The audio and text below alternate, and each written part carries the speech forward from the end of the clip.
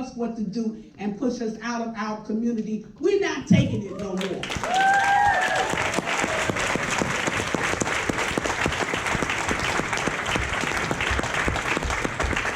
I think the most significant result of that Manhattan count was, at the time, we had found enough vacant units in the borough of Manhattan alone to house what was at the time the entire homeless population of New York City.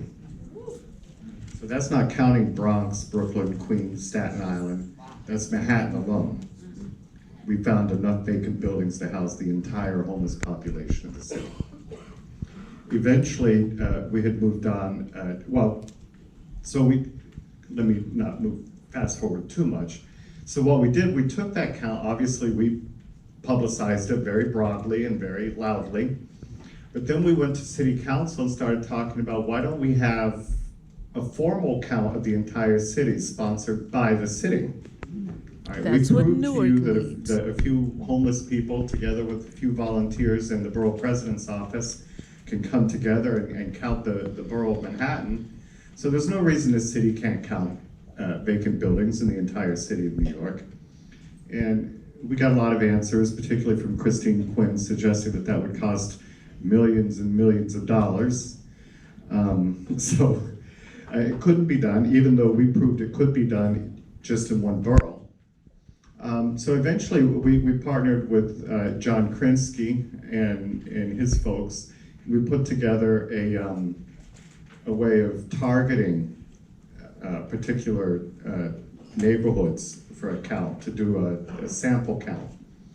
And obviously we found a lot more vacant properties through a citywide count, through a lot of different volunteers that joined to Picture the Homeless.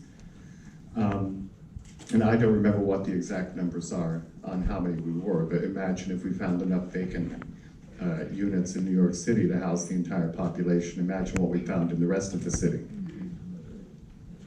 So that's pretty much it.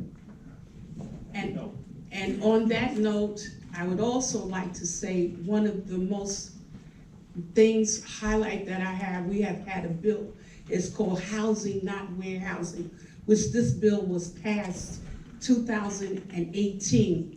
And that, to me, was a historical landmark that we sat down with that crazy mayor, all due respect, that we finally got that bill passed. And we are now working on the next part of the bill where they will be, if they have these properties sitting there, let them pay for it, you understand? Yeah. Because we need housing. The lack of housing is why we have this crisis now.